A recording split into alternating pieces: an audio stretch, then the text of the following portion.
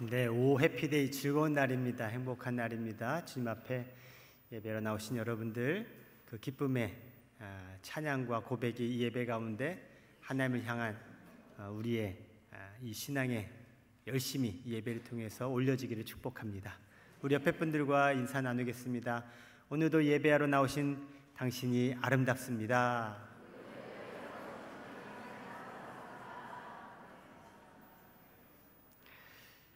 제가 스페인, 포르투갈 영성 순례를 다녀와서 그래도 다녀오면서 제가 받은 은혜, 또 도전, 감동들을 또 조금씩 여러분께 또 소개하면서 나누는 게 좋겠다 싶어서 오늘 또 한 토막 이야기를 드리겠습니다. 스페인에 요즘 한국 관광객들이 참 많이 간다고 하더라고요. 스페인에 많은 사람들이 가서 이렇게 공통적으로 다녀가는 곳이 있습니다. 그 지역의 명소라고 하죠. 스페인의 여러 명소 가운데 하나, 바르셀로나에 있는 성가족 성당이라는 곳이 있습니다. 이 성가족 성당을 갔다 오신 분들은 뭐 종교를 다 떠나서 우와, 그 건축물에 놀랍니다.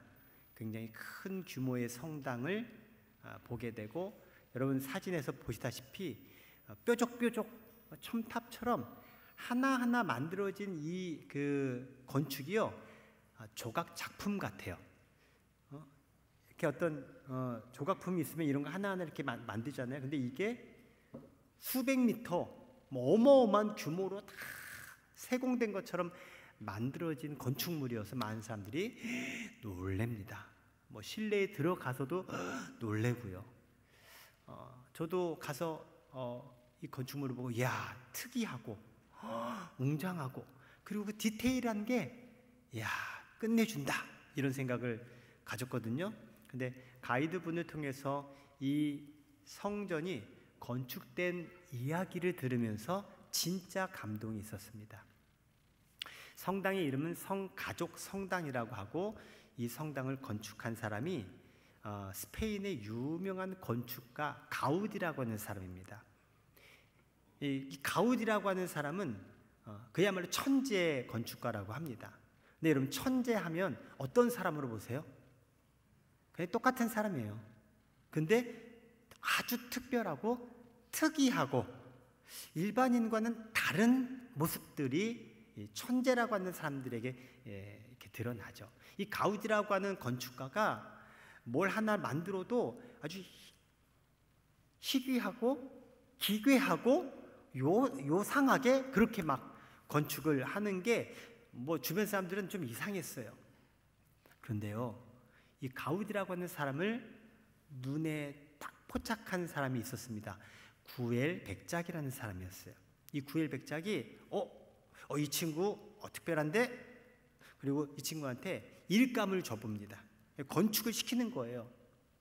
그런데 이 백작의 마음에 드는 거예요.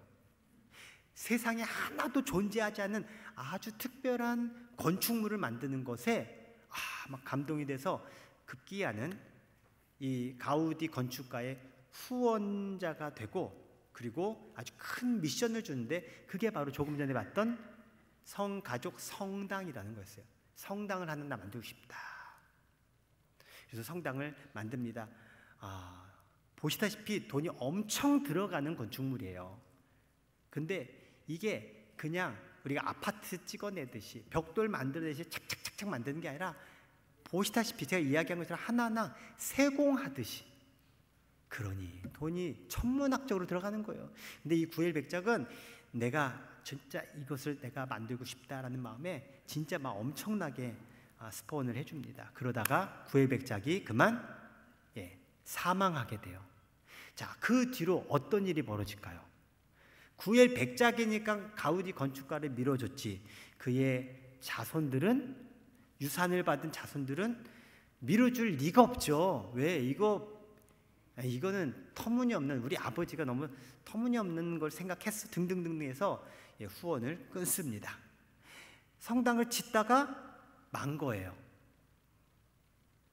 우리 주변에도 건축되다가 중단된 건축물들이 있잖아요. 그런 것처럼 중단되는데 이 가우디가 아무리 봐도 이 성당을 건축해야겠다. 그래서 그때부터 가우디는 성당에서 먹고 잡니다. 그러면서 자신의 모든 재산을 다 건축비로 드립니다. 하나하나 만들고 깎고 본인이 다 하는 거예요.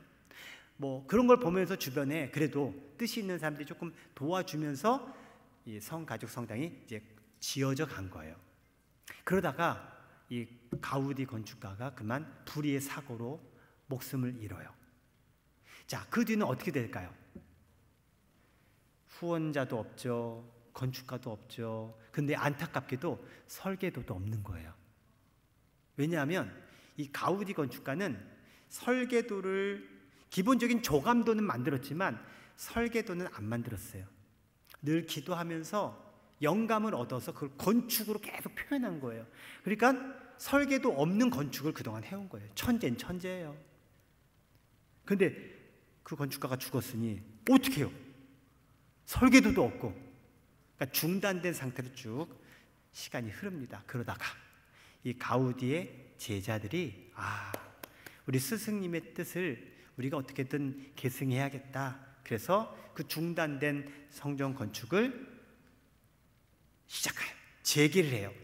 그래도 스승님께 배운 내용들이 있으니까 만일 가우디 선생님이라고 한다면 어떻게 해야 할까? 이런 걸 막 생각하면서 하나하나를 만들어 가요. 근데 그 작품이 진짜 기가 막혀요. 궁금하면 유튜브 같은 데 가시면 다 나와요. 제 이야기 배경으로 보시면 참 좋아요. 근데 제가 이 이야기를 들으면서 어떤 생각이 들었냐면, 세상 사람들은 나를 못 알아준다. 하지만 하나님 나를 알아주신다는 생각이 들었어요. 아무리 천재도요, 알아주지 않으면 아무것도 아니에요. 아무것도 못해요. 하지만 구엘백작을 통해서 가우디가 오늘날의 가우디가 된 거예요. 우리는 가우디가 낯선 사람이지만 스페인 산업에요.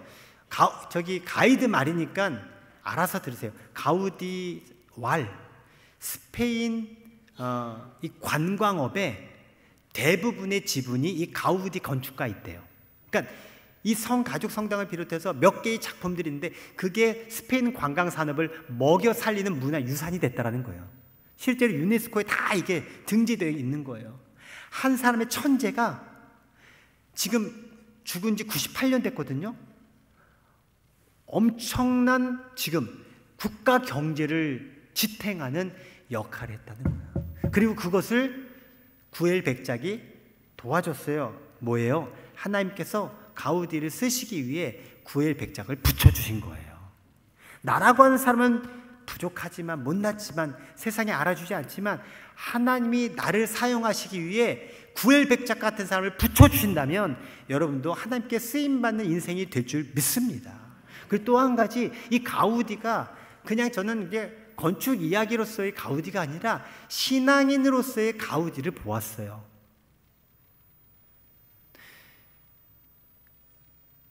오늘날 말하면 교회 건축이죠. 성당을 건축하기 위해 자신의 모든 24시간 시간 평생 성당 건축을 43년간 했답니다.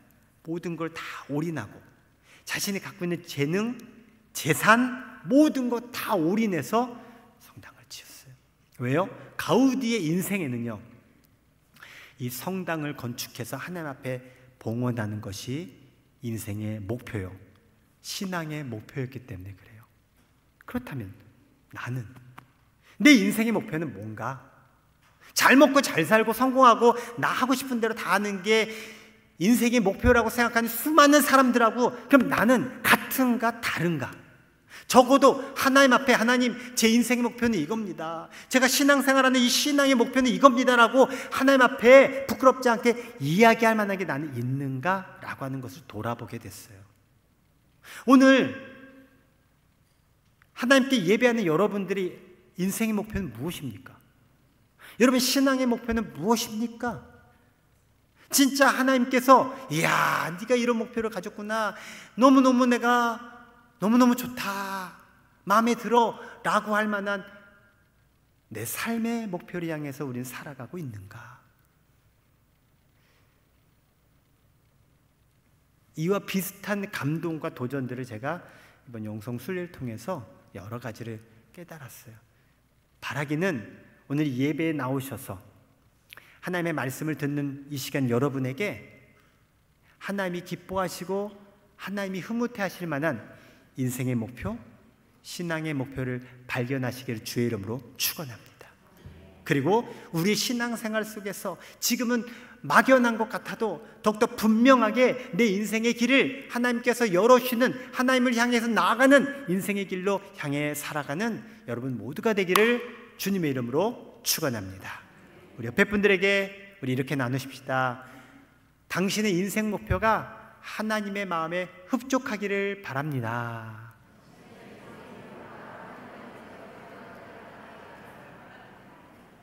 아멘. 우리나라 최초의 여성 변호사가 이태영 여사랍니다. 이 이태영 여사의 이야기를 잠시 드릴게요. 그녀는 정일영 박사를 만나서 결혼을 했어요. 하지만 이 정 박사가 오랜 시간 감옥에 수감된 삶을 살았습니다. 미국 유학까지 하고 이 남편이 항일 운동을 한다는 이유 때문에 일본 경찰의 감시 대상이 되었고, 그리고 감옥에 갇힌 신세가 된 겁니다. 결국 이태영 여사는 남편의 옥바라지를 위해서, 그리고 식구들의 생계를 위해서 하던 교사 일을 그만두고 이불 장사를 시작합니다. 이불 장사, 이불을 만들어서 판매하는 거죠. 그러니 이불보를 만들기 위해 밤새 바느질을 해야 되는 거예요. 아마 예전에 삭 바느질 하신 분 계신가 모르겠어요. 진짜 호롱불에 다 하는 그런 일을 이태영 여사가 한 거예요. 그리고 낮에는 이불을 머리에 이고 집집마다 다니면서 이불을 팔러 다니는 거예요. 당시에 서울에는 전차가 다녔어요. 근데 전차를 타려면은 뭐가 들어요? 차비가 들잖아요. 그러니까 이 차비를 아끼기 위해서 그냥 이불 머리에 이고 걸어 다닌 거예요. 하루에 수십 리를 걸어 다녔답니다. 그렇게 고생하면서 남편의 옥바라지 그리고 가족들의 생계를 책임진 삶을 살아가게 돼요. 이윽고 남편 정 박사님이 이제 광복되기 직전에 이제 감옥에서 출소하게 됩니다. 남편 정일영 박사가 감옥에서 나와 아내의 손을 잡은 순간 그만 왈칵 눈물을 쏟을 뻔했어요. 너무 오랜만에 만져서 그동안 막 너무 그 미안한 마음 들어서도 있었겠지만 결정적으로 아내의 손을 잡고 그냥 펑펑 울 뻔한 거예요. 여러분 오른손 보면 이렇게 돼 있잖아요. 근데 아내의 오른손 엄지가 뒤로 90도 꺾여 있는 거예요. 검지 중지는 휘어져 있는 거예요. 왜요? 가위질하면서 이게 다 변형된 거예요. 당시에 일제시대 말이었기 때문에 쇠라는 쇠는 다 가져가서 가위가 없는 거예요. 그러니까 유일한 가위 하나로 십수년을 계속 가위질하니 이 가위가 어떻게 돼요?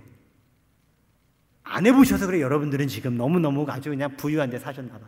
무뎌지는데 무뎌짐에도 불구하고 가위질을 해야 되잖아요. 그러니까 계속 쓰다 보니까 손가락이 막 그냥 탈구될 지경에 이른 거예요. 너무너무 미안하고 고마운 마음에 정일영 박사님은 이후에 외국에 나가거나 이럴 때마다 꼭 아내를 위한 선물을 사옵니다. 그게 바로 가위였대요. 가위. 왜냐하면 아내한테는 늘 이 가위가 고민거리면서 진짜 좋은 가위, 잘 듣는 가위 하나만 있으면 좋겠다라는 소원을 가지고 있었던 거예요. 그거를 이렇게라도 지났지만 풀어주고 싶은 마음에 그렇게 가위를 사준 게 200개가 넘었다고 해요. 제가 이 이야기를 드린 건 선물이라고 하는 것에 한번 초점을 맞춰서 말씀을 드리려고 해요. 지금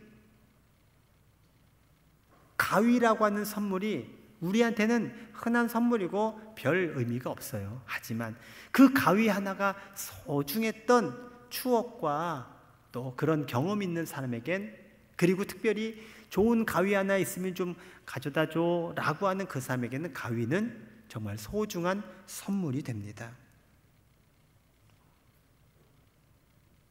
여러분에게 있어서 좋았던 선물은 무엇이 있습니까? 저에게도 여러 선물 받은 기억들이 많은데, 그래도 저에게 감동이 있고 여전히 제가 보관하고 있는 선물들이 있어요. 손편지로 쓴 편지 같은 거. 특별히 제가 우리 성도님들께 이렇게 생일이라든지 스승의 날이라든지 아니면은 제자 훈련처럼 저랑 같이 공부해서 그 감사의 표현들을 할 때 이렇게 편지나 여러 사람들이 같이 쓴 걸 롤링페이퍼라고 하는데, 그런 것들을 줄 때가 있어요. 그러면요, 그 안에 본인들의 마음들이 담겨져 있는 것에 제가 참 너무 이렇게 흐뭇해져요. 그러다 보니까 그런 손편지 같은 건 제가 지금도 보관해 두고 있어요. 누군가에게 내 마음이 전달되는 것, 아마 그게 진짜 선물이 아닐까. 선물을 받는 입장에서도 나를 위해서 정말 이런 마음이 담겨져 있구나 라고 하는 게 느껴질 때 아마 선물을 받으면서 이게 진짜 감동이 되는 선물이 될 거예요. 물론 형식적인 선물도 선물은 선물이에요. 그래도 형식적인 선물보다 가격을 떠나서 나를 생각해 주고 있고 진짜 나를 향해서 정말 이거 진짜 주고 싶은 마음이 전달될 때 사람은 그 선물의 값어치를 갖게 되는 거죠. 그렇습니다. 우리가 누군가에게 나의 진정한 마음을 전할 때 상대방도 내 마음을 느끼게 됩니다. 좋은 선물은 진정성 있는 내 마음의 표현이 된다고 생각을 합니다. 저는 오늘 여러분이 누군가로부터 선물을 받는 사람이기도 하지만 누군가에게 선물하는 사람으로 진짜 좋은 선물을 주는 그런 사람이 되었으면 좋겠다 하는 마음에서 특별히 오늘 선물 이야기를 말씀을 통해서 여러분께 전하고자 합니다. 오늘 본문 7절 말씀을 한번 읽어볼까요? 여러분 읽어보겠습니다. 시작.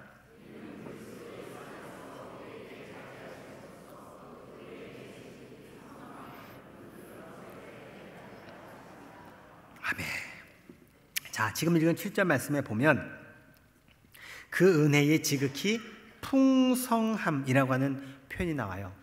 아주 풍성하게 주시는 은혜라는 거죠. 주님은요, 우리에게 지극히 풍성한 은혜를 주셨어요.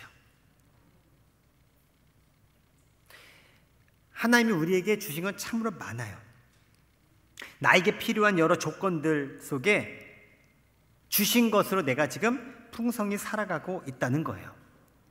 자, 이게 뭔지 공통분모로, 그러니까 특정 사람이 아니라 모든 사람에게 주어진 그럼 하나님 주신 풍성한 게 뭘까라고 하는 것을 제가 몇 가지만 대표로 말씀드려 볼게요. 여러분, 하나님이 우리에게 부모님을 주셨어요. 부모님이 없다면 내가 이 세상에 존재할 수가 없죠. 이건 나에게 엄청난 선물이에요. 가족을 주셨고요, 가정을 주셨어요. 나 혼자 외롭지 않도록 친구도 하나님께서 주셨어요. 내가 살아갈 수 있는 내 삶의 어떤 기반이 될 수 있도록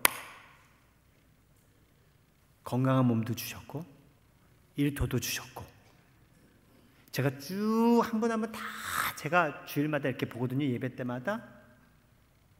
여러분들에겐 다 재산이 있어요. 재산도 주신 거예요. 이런 것들 하나하나를 따지고 들어가다 보면 나는요, 굉장히 풍성한 삶을 살아가고 있는 거예요. 자꾸 나보다 훨씬 나은 사람, 아니면 내가 갖고 있지 않은 것만 자꾸 보면 나는 가난한 사람이고 빈약한 사람이고 불쌍하고 불행한 인생이 될 수밖에 없어요. 그런데요, 객관적으로 하나님 입장에서 보면 여러분 한 분 한 분은 모두 다 풍성한 삶을 살아가고 있는 거예요. 자, 구체적으로 볼게요. 전도서 3장의 말씀입니다. 3장 13절 말씀 읽어드릴게요. 사람마다 먹고 마시는 것과 수고함으로 낙을 누리는 그것이 하나님의 선물인 줄도 또한 알았도다. 잘 보세요. 그냥 성경 말씀을 띄워주세요. 먹고 마시는 것, 수고함으로 낙을 누리는 것이 뭐라고요? 하나님의 선물이라고요. 여러분 먹고 마시고 계세요? 아니면 못 먹고 못 드세요? 못 드세요? 먹고 또 못 드세요? 우리가 고마워요, 웃어주셔서. 네. 우리가 지금 먹고 있는 거, 내가 지금 마실 수 있는 거, 내가 지금 뭔가를 하고 있는 거, 이게 뭐라고요? 하나님의 선물이라는 거예요. 자꾸 선물하면 뭐 경제적인 거, 뭔가 이게 뭐 화려한 거, 그게 아니라 내가 지금 살아가고 있는 모든 생존 도구들 그 속에 하나님의 선물이 주어졌다는 거예요. 근데 지금 전도서 기자가 그것을 뭐 하고 있다고요? 알았도다. 뭐예요? 그전에는 몰랐도다. 여러분, 알고 모르고는 존재한다는 거예요? 안 존재한다는 거예요? 존재하는 거를 모를 수도 있고요, 존재한다는 것을 알 수도 있는 거예요. 즉, 있다는 얘기예요? 없다는 얘기예요? 옆에 분에게 얘기해 주세요. 있어요. 여러분, 내가 모른다고 없어요? 아주 정말 무서운 분이 있어요. 무서운 분이 어떤 분이냐면 무식해서 무서워요. 내가 모르는데 어떻게 존재해? 내가 경험 안 해봤는데 그런 건 있을 수가 없어. 무서워요. 여러분, 내가 모를 뿐 존재하는 것을 여러분 깨닫는 자가 되시기 바랍니다. 지금 전도서 3장에는요, 내가 그동안은 몰랐어요. 저차 해가지고 몰랐어요. 내게 주어진 것들이 하나님 선물인지 몰랐다는 거예요. 혹시 이 자리에도 그런 분이 있을지 몰라요. 오늘 잘 오셨어요. 알게 되기 바랍니다.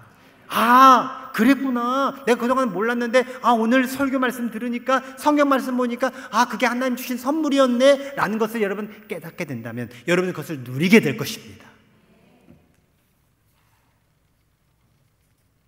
우리가 하나님을 믿는다는 것은 이처럼 하나님께서 내게 모든 걸 다 주시는 분임을 믿는 거예요. 그냥 멀리 있는 그냥 하나님이란 어떤 신이라는 존재 자체를 믿는 게 아니라 그 하나님께서 나와 관계가 있고 나를 위해서 이 모든 것들을 주셨음을 믿는 게 하나님을 믿는 거죠. 그런 사람이 하나님께 기도하게 돼요. 안 그러면 하나님께 기도할 이유도 없고요. 하나님을 믿는다는 것은 그냥 상념적인 거고 어떤 종교적인 거고 뭐 그런 거예요. 내 생활과 하나님이 따로따로예요. 다시 한번 여러분 알게 되기 바랍니다. 하나님께서 이 모든 걸 내가 누리고 살 수 있도록 주셨다. 이것을 믿음으로 하나님을 믿는 것이 여러분의 신앙이 되기를 축복합니다. 사랑하는 사람들 사이에는 조건이 있을까요? 없을까요? 조건 만남일까요? 아닐까요? 조건 만남은 사랑하는 관계가 아니에요. 비즈니스 관계예요. 기브 앤 테이크 관계예요. 사랑한다면 서로에겐 조건이 없어요. 조건이 중요하지 않다는 거예요. 내가 너를 이만큼 사랑하니까 너도 나 좀 사랑해줘. 그건 사랑이 아니에요.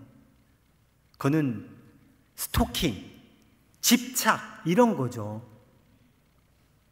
너 나 사랑 안 하니까 나도 너한테 안 할 거야. 이런 거, 그건 사랑의 관계가 아니에요. 진정한 사랑의 관계 사이에는 조건이 존재하지 않습니다.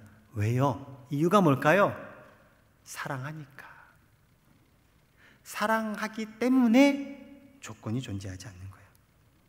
그런 관계를 여러분이 이미 경험하고 있어요. 그게 바로 부모 자녀 간의 관계고 부부 관계고 특별한 여러분의 관계 속에 누군가 사랑하는 사람 사이에는 그렇다는 거예요.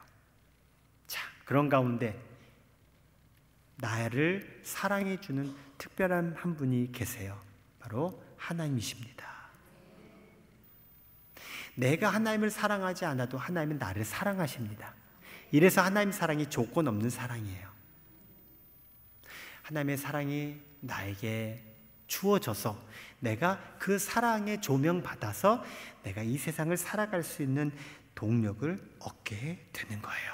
아까 내가 살아가는데 필요한 모든 것들을 하나님 주셨다는 것도 바로 이 이유 때문에 그래요. 이유가 뭐라고요? 하나님이 나를 사랑하셔서. 자, 다시 한번 전도서 말씀을 볼 텐데 이번에 5장의 말씀 19절을 읽어드릴게요. 또한 어떤 사람에게든지 하나님이 재물과 부요를 그에게 주사 능히 누리게 하시며 제 몫을 받아 수고함으로 즐거워하게 하신 것은 뭐다? 하나님의 선물이라. 이것도 말씀을 좀 띄워주세요. 보세요. 어떤 사람에게든지, 그러니까 누구에게든지예요. 하나님께서 재물을 주시고 부요를 주셔서 그것을 누리게 하셔요. 즐거워하게 하세요. 이게 바로 하나님께서 주신 선물이라는 거예요. 오늘 이게 하나님의 선물인지 몰랐다, 아니면 하나님께서 주신 것도 있지만 아닌 것도 있다라고 생각했었다라면 오늘 명쾌한 팩트를 알게 됐어요, 여러분.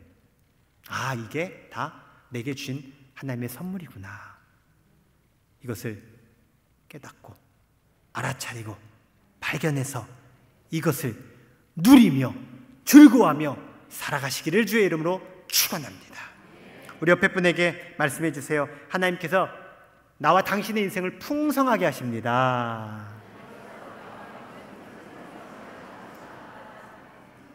믿으시면 아멘. 그렇습니다. 자꾸 세상의 풍성함이 아니라 하나님께서 주시는 그 풍성함, 그것을 가지고 있으면 우리는 빈약한 자가 아닙니다. 넉넉한 자가 됩니다. 여유 있고 행복한 인생을 살아가게 됩니다.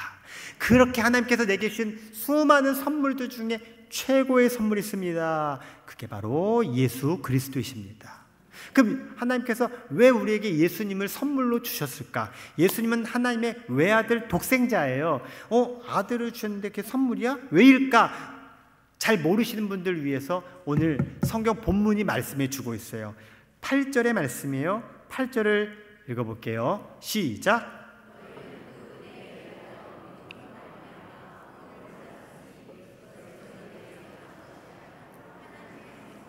아멘. 한 번 더 읽습니다. 시작. 너희는 그 은혜에 의하여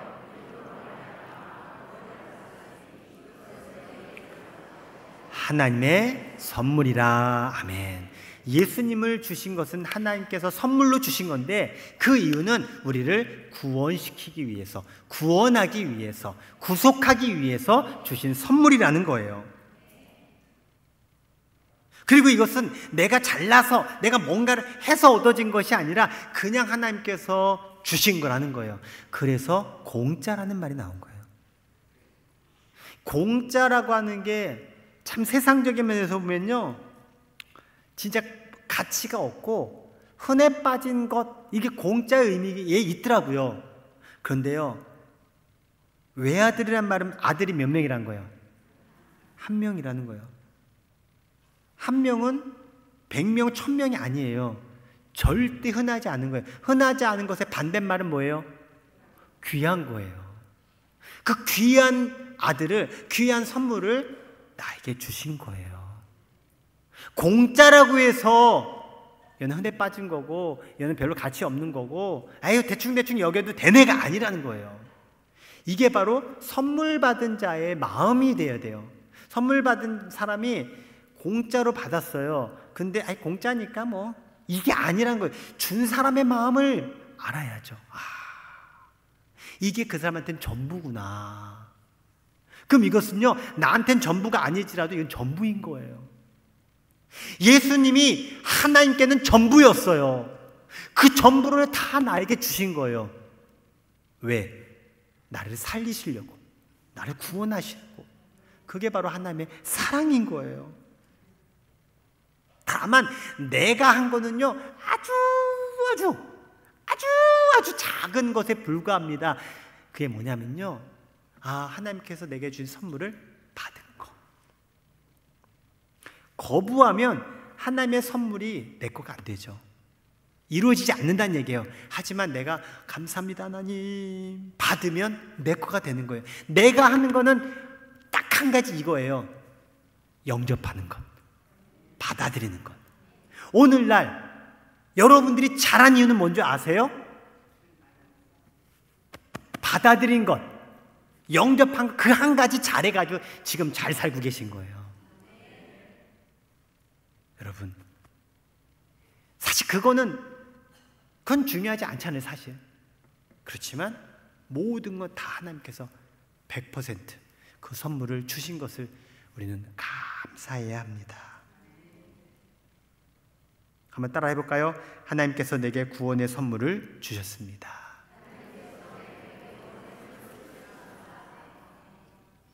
자, 이 선물 우리는 받았어요. 우리는 알아요. 그런데요, 이 사실을 모르고 있거나 선물 받을 기회가 없는 사람들이 사실은 우리 주변에 참 많아요.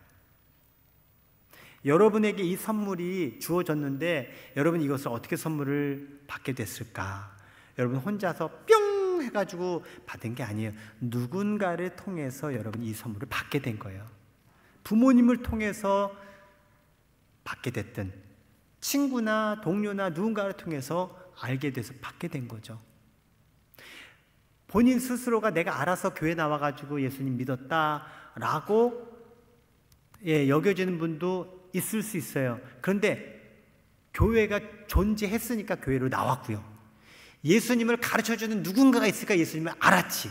여러분 스스로가 교회를 만들고 예수님을 어떻게든 여러분 독학해가지고 한 게 아니에요. 즉 누군가가 존재했다는 거예요. 내가 그 복음을 받아들일 수 있도록 누군가는 존재했다는 거예요. 지금 이 사실을 모르는 사람들에게 그 누군가가 필요해요.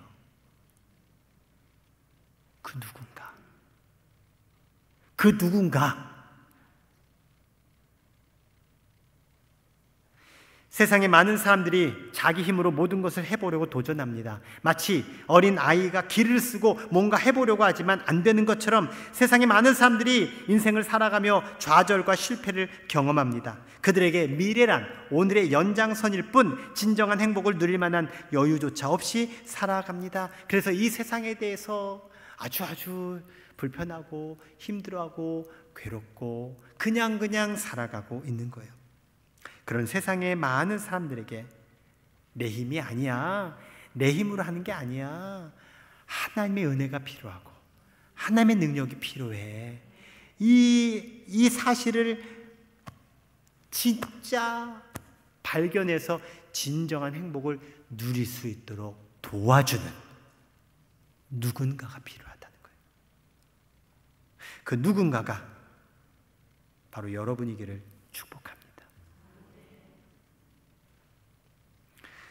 한번 물어보죠. 여러분은 구원의 선물을 받았음을 믿으십니까?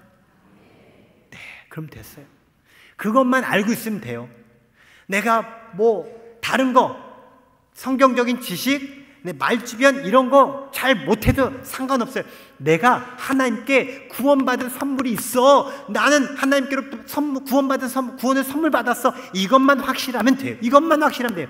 그리고 그것을 전해주면 돼요.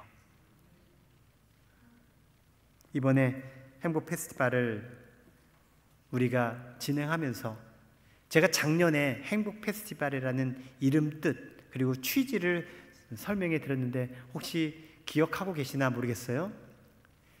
행복 페스티벌이라는 취지는 하나님이 행복해 하시는 것을 하자. 이게 행복 페스티벌의 이유예요. 그럼 하나님께서 뭘 좋아하시고 뭘 행복해 하실까? 그럼 왜 하나님을 행복하게 해요? 당연히 하나님으로부터 우리 구원의 선물을 받았는데 그냥 입 딱 닫지 않고 그래요. 내가 받은 하나님의 은혜와 그 선물에 감사해서 뭔가 제가 뭐라도 보답해드리고 싶어요. 그게 바로 하나님이 기뻐하시는 일. 하나님께서 기뻐하시는 일 중에 최고로 기뻐하시는 일이 영혼을 구원하는 일. 그래서 행복 페스티벌을 하자고 말씀을 드렸어요. 행복 페스티벌을 누가 가장 좋아하신다고요? 하나님께서. 자, 그리고 두 번째. 자, 그렇게 해서 우리가 선물을 주면 그 선물 받은 사람들이 선물의 진가를 알게 되면 그들이 행복해질까요? 여전히 불행해질까요? 행복해지는 거예요. 주님께로 나와서 주님께서 주신 이 선물을 받은 그들이 행복해지도록 하자. 이게 두 번째 이유예요. 그리고 세 번째, 그렇게 하나님이 행복해 하시고 내가 하나님의 선물을 전해준 그들이 행복해지는 것을 보면서 나도 행복해지는 거예요. 그런데요, 일반적인 사람, 세상적인 사람은요, 제가 말한 이 순서를 거꾸로 해요. 내가 행복해져야지. 뭔 소리야? 내가 행복해져야 돼. 제가 행복해지는 건 나한테 중요하지 않아. 내가. 그 다음에 내가 행복해져서 내가 뭔가 좀 여유가 생기니까 야, 나 니네들도 행복해져라. 야, 같이 행복하면 좋지 뭐. 이게 인간이라는 거예요. 하나님? 사실 하나님은 나랑 별 관계가 없어. 혹시라도 진짜 만에 하나라도 내가 하나님을 믿고 내가 신앙인으로 살아가는데 지금 이와 같은 순서로 살아간다면 오늘 깨닫게 되기 바랍니다. 내가 순서를 잘못하고 있구나. 하도 세상 사람들이랑 같이 살다 보니까 나 중심적, 내가 늘 퍼스트였던 건 내가 이거 잘못 살았구나. 하나님이 나에게 우선이 되겠구나. 하나님을 기쁘게 하고 그 기쁨이 나에게로 쫙 밀려 들어오는 그 삶을 이번에 행복 페스티벌을 통해서 여러분이 실행에 옮겨보시고 여러분이 그것을 체험해보시고 이것을 우리 삶 가운데 그리고 우리 공동체 안에 만들어가는 복된 시간 되기를 주님의 이름으로 축원합니다.